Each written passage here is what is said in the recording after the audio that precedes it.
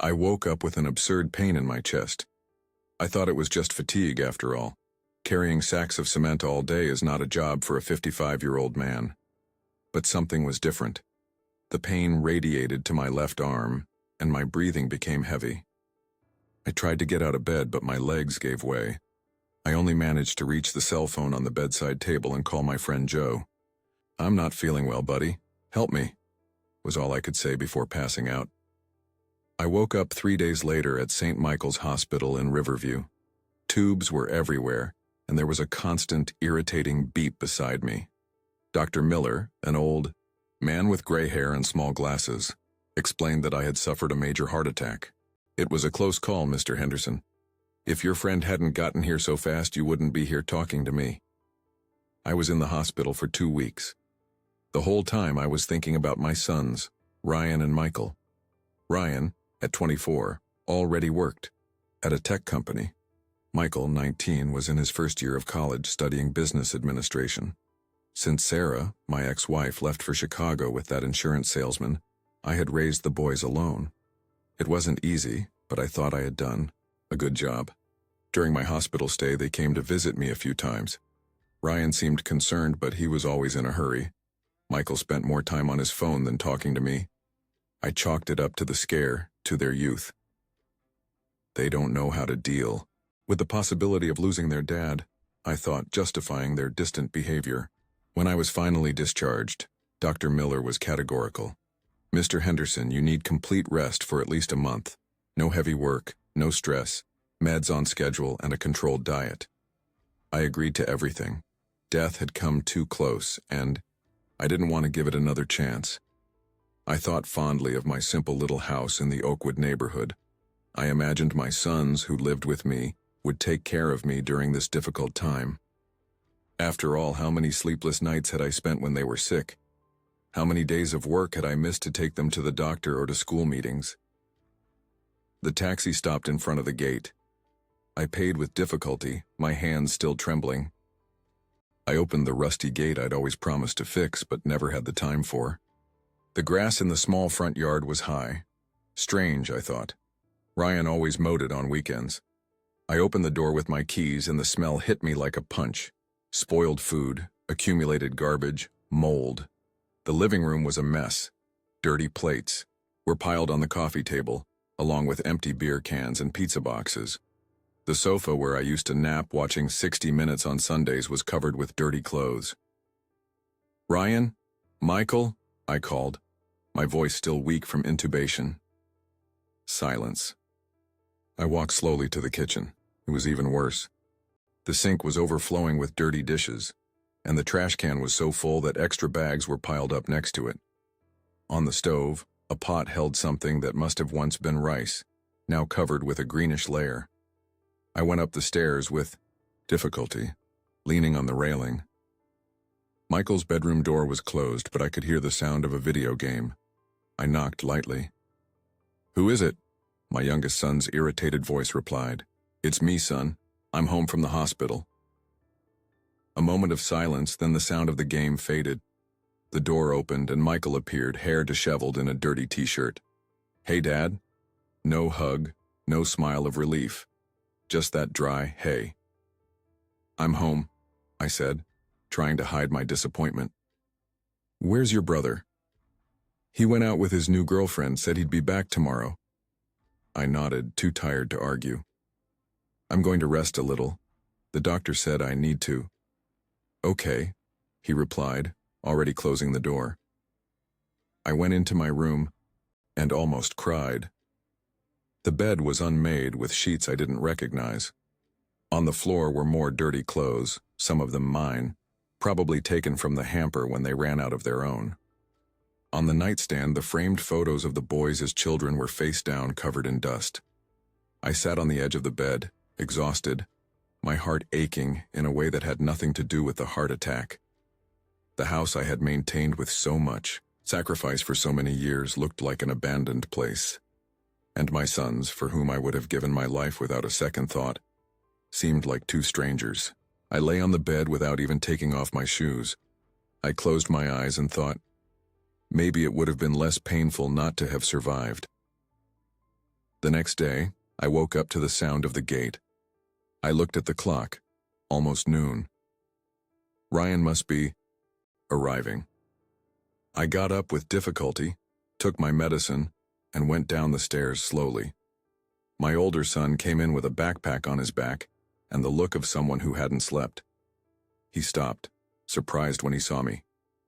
"Dad, you're already discharged?"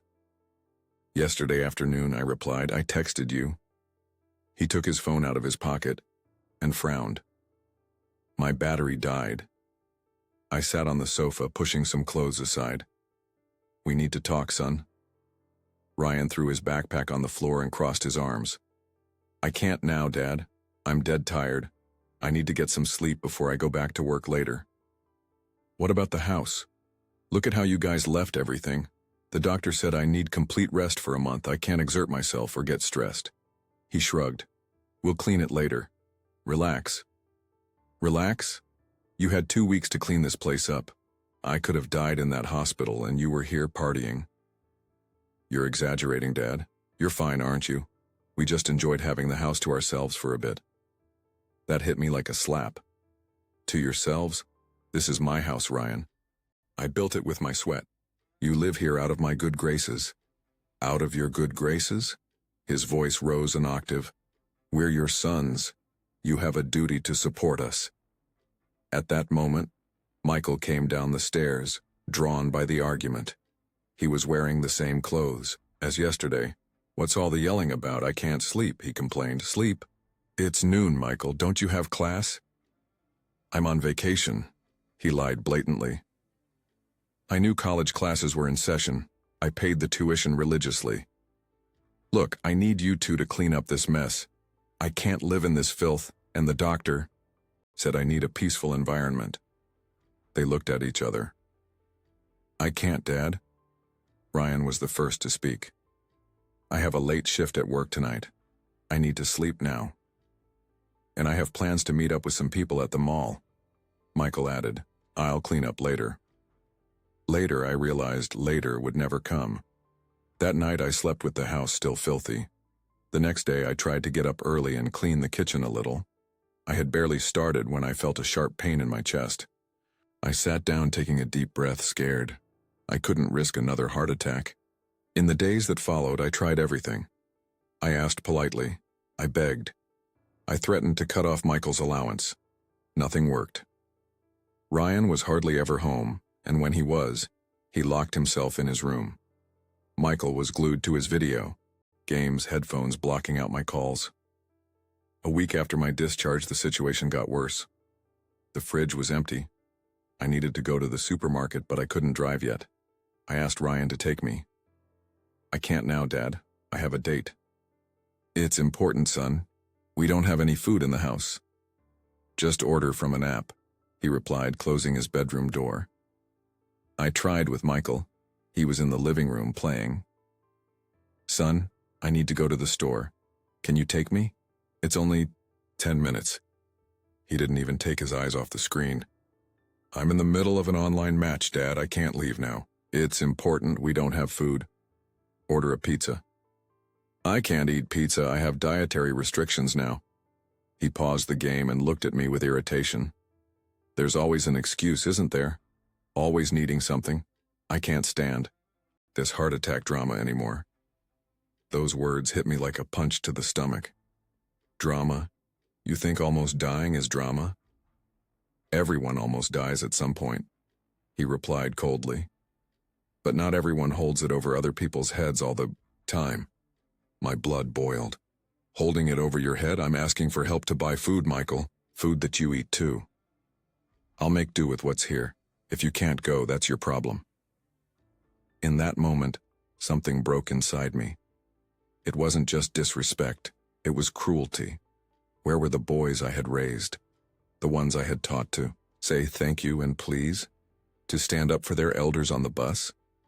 Who used to cry when I came home late from work? I had to sit down, breathing deeply to control my anger and disappointment. Michael went back to his game as if nothing had happened. I grabbed my phone and called a taxi. I'd spend money I didn't have, but I needed to get out of that house before I said something irreparable. At the supermarket, I pushed the cart slowly, putting in only the essentials. An elderly lady noticed my difficulty and asked if I was okay. "I'm recovering from a heart attack," I replied. "And you came to do the shopping alone? Where's your family, my dear?" I couldn't answer. A lump formed in my throat. The lady, noticing my embarrassment, smiled kindly and helped me put the groceries on the conveyor belt. A stranger showing more consideration than my own sons. I came back home to find them both in the living room, playing video games together, laughing. They didn't ask where I had been. They didn't offer to help with the bags. I put the groceries away in silence, made a simple sandwich, and went up to my room. Sitting on the edge of the bed, I looked at the photo of my late mother on the wall. What did I do wrong, Mom? Where did I fail in raising them? She seemed to look at me with understanding from the faded photo frame. That night I couldn't sleep. The chest pain came back, but it was different. It wasn't physical. It was as if my heart was being crushed by an invisible weight. The weight of ingratitude, of disrespect, of a lack of love. For the first time, I admitted to myself, my sons didn't care if I lived or died. And that truth hurt, more than any heart attack. The next morning I got up before the sun rose. I made a strong coffee and sat on the back porch, looking at the neglected yard where I had once planted a vegetable garden. The vegetables had died long ago, suffocated by the tall weeds that no one had bothered to cut. It seemed like a perfect metaphor for what had happened to our family. I spent hours there, remembering every sacrifice I had made for my sons. The sleepless nights when Ryan had pneumonia at age 7. The 3 jobs I held when Michael needed braces. The birthday parties I organized alone, even though I didn't know how to bake a proper cake. The school meetings I felt out of place at among so many mothers, but which I never missed.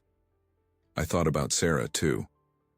When she left, she promised to send money to help raise the boys. She never did. They didn't even get birthday calls from her.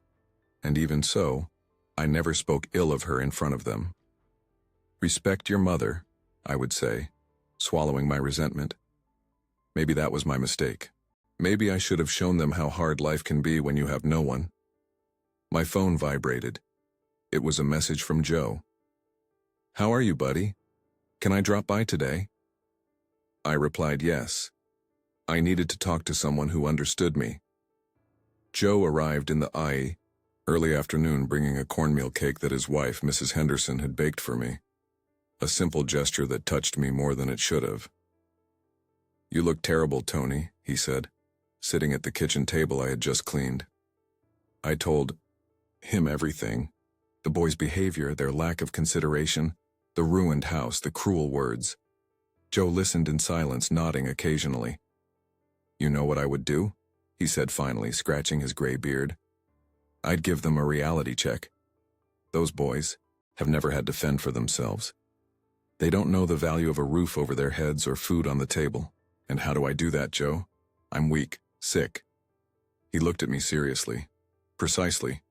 You need to recover in peace, and they need to grow up." He paused. "Tell them to move out, buddy." "Move out? Where would they go?" "That's their problem. Ryan works. He can rent a place. Michael can go live with a friend or look for his mother in Chicago. The important thing is for them to understand that nothing in life is free." The idea scared me. Kicking my own sons out? Was I capable of that? When Joe left, I reflected on our conversation. In the living room, Ryan and Michael were watching a football game surrounded by beer cans and bags of chips. They didn't even invite me to sit down. That night, I couldn't sleep again. Joe's idea hammered in my head. Would it be an act of cruelty or love? Was I really willing to be alone in this house? I remembered my father, a strict man who made me work at 14. At the time, I thought he was too harsh. Today, I understood he was trying to prepare me for the world. Maybe I had failed to do that with my sons. In the morning, I made my decision. I waited until lunch when I knew they would both be home. I prepared a simple spaghetti, the only dish I could make reasonably well, and called them to eat. "We need to talk," I announced after they had served themselves. Ryan rolled his eyes. "Here comes a lecture." "It's not a lecture," I replied, keeping my voice calm. "It's a decision I've made." They both continued eating, barely paying attention. "You have 1 week to find another place to live." Michael's fork stopped in midair. Ryan choked on his food. "What's this all about, Dad?" Ryan asked, when he recovered his voice. "It's exactly what you heard. I can't live like this anymore. I need peace to recover. And you need to learn to fend for yourselves." Michael threw his fork onto the plate. "You can't do that. We're your sons." "Exactly. You're my sons, not my owners. I've given you everything, and in return I get disrespect and indifference. It's over." "Are you crazy, old man?" Ryan stood up. "Where are we supposed to live?" "That's your problem. You work, Ryan. Rent a place. Take your brother with you." "With what I make? It's barely enough for me." "Then Michael needs to find a job or go live with your mother in Chicago." "Mom?" Michael laughed bitterly. "The one who never calls? Who doesn't even remember we exist?" "At least we agree on that," I replied. "She abandoned you, but the difference is that I stayed. I took care of you. I sacrificed. And now that I need help, you treat me like a nuisance." "This is ridiculous." Ryan slammed the table. "You can't kick us out of our own house." "This house is mine. I built it. I pay the bills. You're adults, now living here out of my good graces. And good graces have limits." The two of them started shouting at the same time. Accusations, threats, emotional blackmail. I let them talk, let them get all the anger out. When they finally fell silent, I continued calmly. 1 week. After that, I'll change the locks." "You wouldn't dare," Michael challenged. I looked him in the eyes. "Try me." I left the kitchen, leaving the two of them stunned. I went up to my room and locked the door. My heart was racing, but it wasn't a heart attack. It was adrenaline, fear, determination. In the days that followed, the house became a cold battlefield. Ryan barely spoke to me. Michael tried a few tactics, from pretending nothing had happened to crying copiously, begging for forgiveness. I didn't give in. "You only realize the value of something when you lose it," I told him. "Maybe it's time for you to learn that lesson." On the 5th day, Ryan announced he had found an apartment to rent. Small, far from work, but it was what he could afford. "Michael is coming with me," he said, without looking me in the eyes. At least at first. I nodded. Good decision. On the last day, I watched them pack their bags. A part of me wanted to take it back to say they could stay, but I knew it would just be postponing the inevitable. They needed this lesson. When they left, there were no hugs or warm goodbyes, just a "see you around" from Ryan and a resentful look from Michael. The sound of the door closing echoed through the empty house. For the first time in almost 30 years, I was completely alone. I sat in the armchair in the living room, emotionally exhausted. Had I done the right thing? Or had I just made the biggest mistake of my life? I didn't know. I only knew that, for the first time in weeks, the house was silent. A silence that hurt, but which was perhaps necessary for all of us to heal our wounds, the physical and the invisible ones. The first day alone was strange. I woke up with a start, as always, ready to yell at the boys to get up. But there was no one to wake up. The silence was almost palpable. I made coffee just for myself. 1 cup, 1 spoon, a slice of toast. Everything was simple, with no waste. I sat at the kitchen table and looked out the window at the yard. A pair of robins was building a nest in the apple tree. I had never noticed that before. I washed my cup and put it away. The kitchen stayed clean. No plates left in the sink, no crumbs on the floor. It was strange, but comforting. I took my medicine and went to the living room. I turned on the news and turned up the volume without fear of bothering anyone. Small pleasures I had forgotten. In the afternoon, I was visited by Mrs. Peterson, my neighbor of the last 15 years. She brought me chicken soup she had made, especially for me.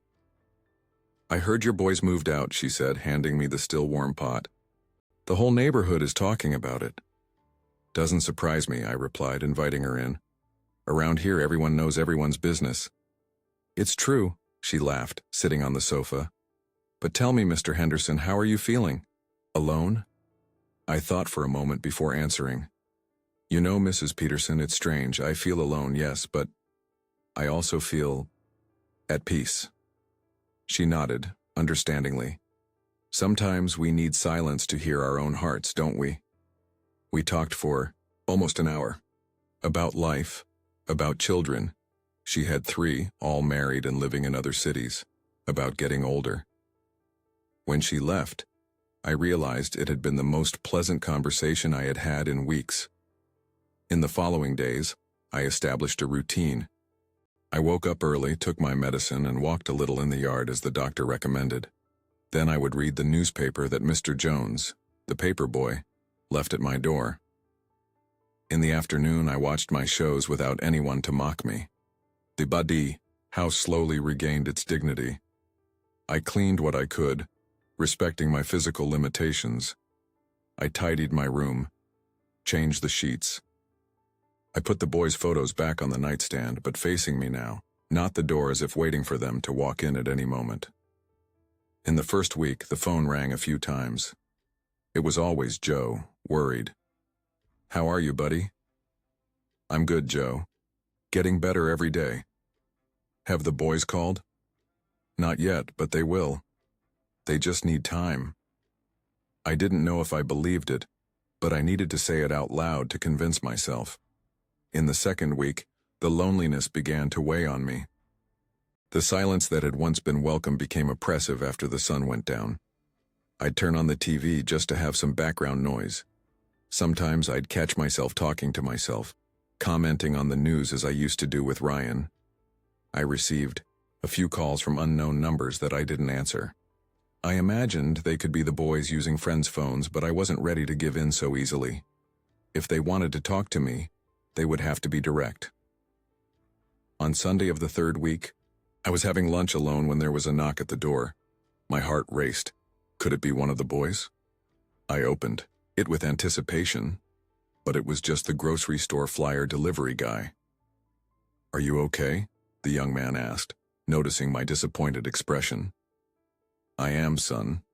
Thanks for asking. That simple question from a stranger made me realize how starved I was for human connection. That afternoon, I called my sister, Laura, who lived in another city. We hadn't spoken in months. Tony, what happened?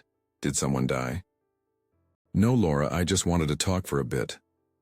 I told her about my heart attack, about the boys. She was outraged. That's absurd. After everything you did for them. Do you want me to come and stay with you for a few days? No need, sis, I'm adjusting. And to be honest, I'm even enjoying having my own space. It was partly true. The house was more organized than ever. The bills were lower. The only noise was what I made myself. I could sleep and wake up whenever I wanted. Watch whatever I liked on TV. The fridge only had healthy foods, as the doctor recommended. But sometimes I'd catch myself looking at the door, waiting to hear the key turning. Or walking past the boys' empty rooms, remembering when they were little and would call me to scare away monsters from under the bed. One night I went into Michael's room. It still had his smell, a mix of cheap deodorant and that particular odor that mothers and fathers recognize even with their eyes closed. I sat on the bed looking at the band posters he'd taped to the wall. He had left so much behind. Would he come back for it? In Ryan's room, the organization contrasted with his brother's chaos. Books were lined up, the bed was made, a surprise. Some folded clothes that hadn't fit in his suitcase were on the desk. On top of the desk, I found a framed photo I didn't recognize.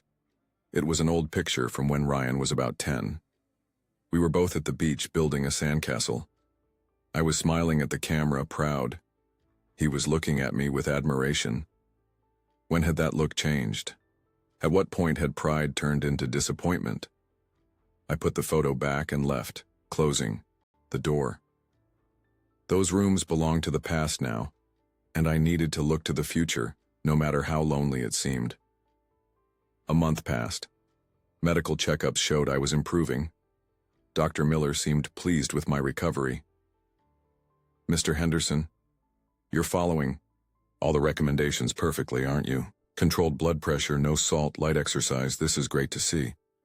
I didn't tell him that part of my improvement was due to the absence of stress at home. How do you explain to a doctor that kicking out your own children was therapeutic? He'd think I was a monster. Sometimes I thought that myself. On nights when I couldn't sleep, which were still frequent, I questioned if I had been too harsh. Maybe I could have tried to talk more, to explain better how I felt. Maybe the ultimatum had been too hasty. But then I would remember Michael's cruel words, Ryan's indifference, and the doubt would dissipate. They needed that lesson. One Saturday afternoon, I was pruning the rose bushes in the front yard, an activity Dr. Miller had finally allowed me to do, when an unfamiliar car pulled up in front of the house. It was a rideshare. Out of it stepped a woman I hadn't seen in years, Sarah, my ex-wife and the mother of my sons. Time hadn't been kind to her. Her hair, once black and shiny, was thin and gray. Her face, which I once considered beautiful, showed deep lines of expression.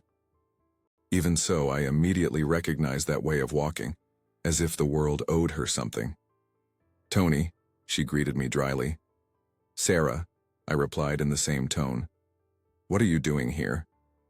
She adjusted her purse on her shoulder, uncomfortable. "I came to talk about the boys." I gestured to the porch. I wasn't going to invite her in. That house, which had once been ours, was now just mine. We sat in the faded wicker chairs. "Michael called me," she began. "He said you kicked them out." "Kicked out is a strong word. I asked them to find their own way." She gave a dry laugh. "Always with your pretty words, aren't you? The fact is, you put our sons on the street." "Our sons? Funny you should say that after almost 10 years without showing up. Without sending a single penny to help raise them. Without even a phone call on Christmas." She looked away. I had my reasons. We all do. Mine was to survive a heart attack and realize I had raised 2 adults who didn't care if I lived or died. Sarah seemed surprised. "Heart attack? When?" "Last month. I was in the hospital for 2 weeks. The boys barely came to visit. And when I came home, they treated me like a nuisance." She was silent for a moment, perhaps calculating how to use this information to her advantage. "Look, Tony, I didn't come here to discuss the past. I came because the boys are struggling. Ryan is working 2 jobs to afford the apartment. Michael had to drop out of college because he can't pay for it." I felt a pang in my chest that had nothing to do with my ailing heart. My sons were suffering. A part of me, the father part, wanted to run and help them, but another part, the one that had been deeply hurt, resisted. They need to learn, Sarah. Life isn't easy. I didn't have anyone to give me a house and food when I was their age. But you're their father, you have a responsibility. I did, for years, alone. Now it's time for them to take their own. She shook her head, displeased. "I never thought you'd be capable of this. I always thought your problem was being too soft on them." "People change. I almost died, Sarah. That makes you rethink a lot of things." We were silent, watching the street traffic. A boy was riding a bike, oblivious to the dramas of adults. How I longed for that innocence back. "Michael asked to come live with me," she said finally. "In Chicago." That caught me by surprise. "And what did you say?" "That my apartment is small, that my husband, ex-husband actually, we separated last year, wouldn't like it. That he should work things out with you." Typical Sarah. Always running from responsibility. "So you came here so I would take them back, so you can continue your life without worries." She had the decency to look embarrassed. "It's not quite like that. It's exactly like that. You abandoned them when they were kids and now you don't want to deal with them as adults, but you know what? I'm not angry with you. Not anymore. In fact, I even understand why you left." "You do?" "Yes. You weren't ready to be a mother. I, on the other hand, embraced fatherhood with all my might. I worked double, triple shifts. I gave everything I had. And you know what I got in return? Ingratitude. Sarah seemed uncomfortable with the direction of the conversation. Look, Tony, I didn't come here to be judged. I'm not judging. I'm just stating facts. You abandoned them physically. I perhaps failed in another way by spoiling them too much, not setting limits. The result is two young adults who think the world owes them something. She stood up, adjusting her skirt. So you're not going to go back on your decision? You're not going to help them? I thought for a moment. I didn't say that. The door is open, Sarah. But with conditions now. Respect, contribution, consideration. If they accept that, they can come back. If not, they can go their own way. She nodded, picking up her purse. I'll tell them. Before leaving, she stopped and looked at me with something that seemed like, was it admiration? You've changed, Tony. You used to be so easy to manipulate. Like I said, almost dying changes your perspective. She got into the rideshare and left, leaving a faint scent of regret in the air. Hers or mine, I couldn't. Say that night, sitting on the porch with a cup of chamomile tea, I watched the stars. The sky was exceptionally clear. I thought about the boys. Were they okay? Eating properly? Missing me as much as I missed them? For the first time since they left, I cried. Not from anger or frustration, but from longing, from love. Because, despite everything, they were my sons, my own blood, and I would give my life for them even if they wouldn't do the same for me. 6 weeks after the boys left, I woke up to the sound of rain beating on the window. A summer storm had arrived during the night. I got up slowly, my movements no longer hurt as much as before, and went to make my coffee. The doorbell rang, as I finished washing the cup. Strange, I thought. Who would be out in this downpour? I opened the door and froze for a second. Michael was standing on the porch, soaked from head to toe. He only had an old backpack on his back. His eyes, my eyes actually, which he had inherited from me, were red. I couldn't tell if it was from exhaustion or if he had been crying. Can I come in, Dad? I opened the door wider, not saying anything. He came in, leaving a trail of water behind him. Wait here, I said, going to get a towel, When I came back, he was still in the same spot, looking at the floor like a lost dog. I handed him the towel and he started to dry himself.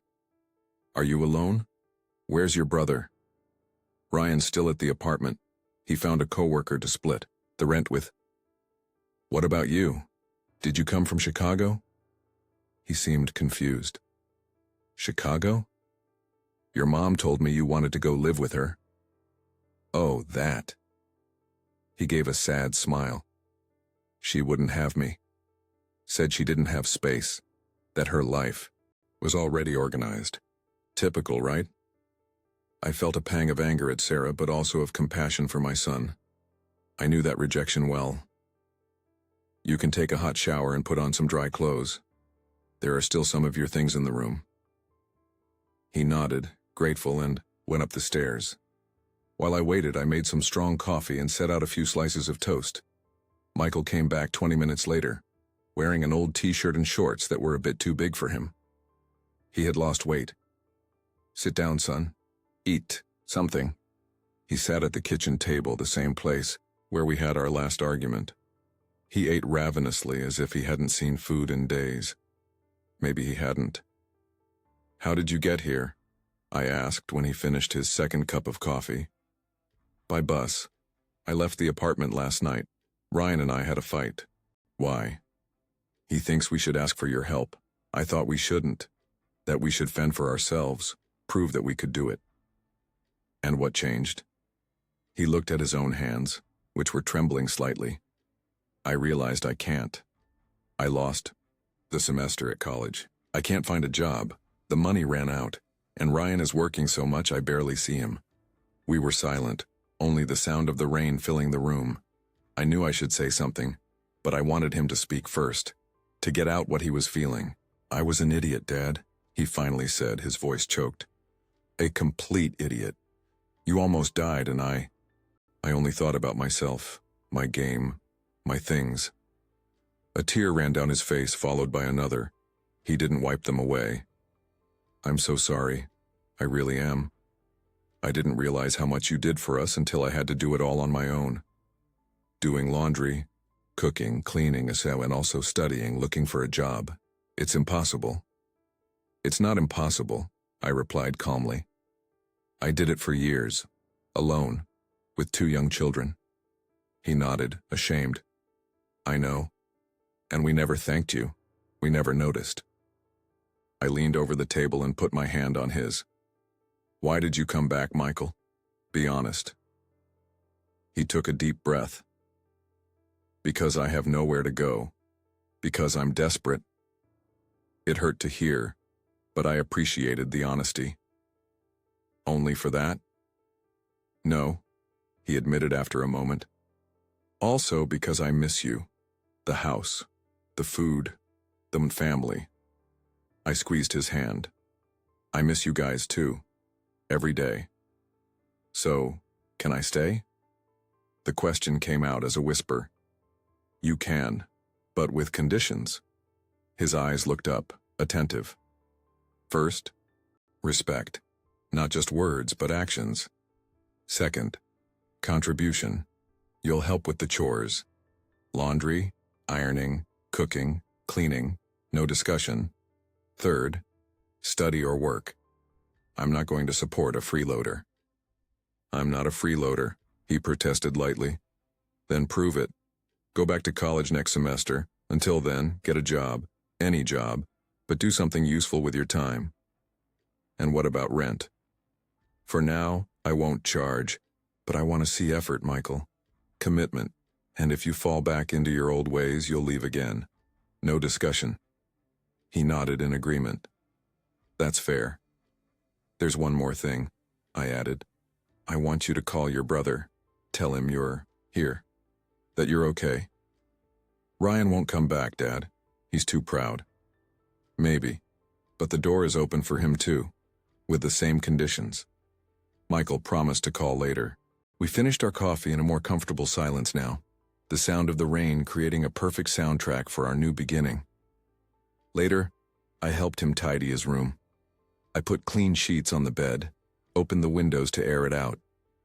He organized, the little he had brought in his backpack. Why did you keep my things, Gao? He asked, noticing that nothing had been thrown out. Because they're yours, I replied simply, and because deep down I hoped you would come back.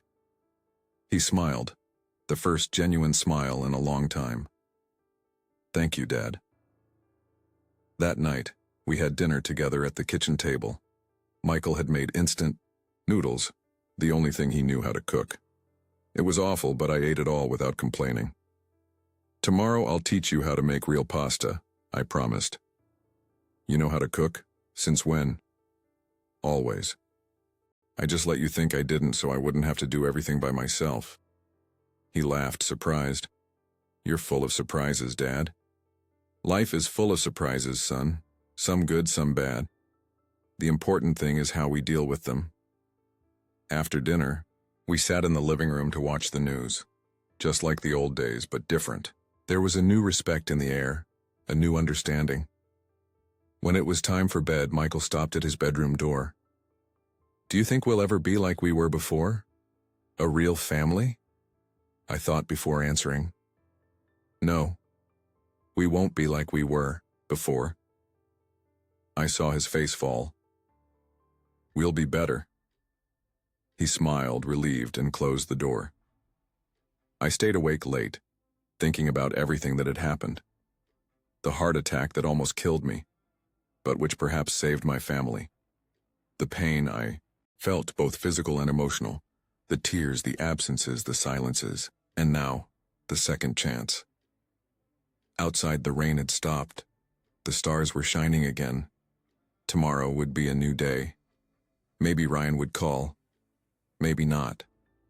I had no control over that. What I did have was my life back. My son back. Not as a dependent child, but as a young adult willing to grow. And that for a father is the greatest victory possible.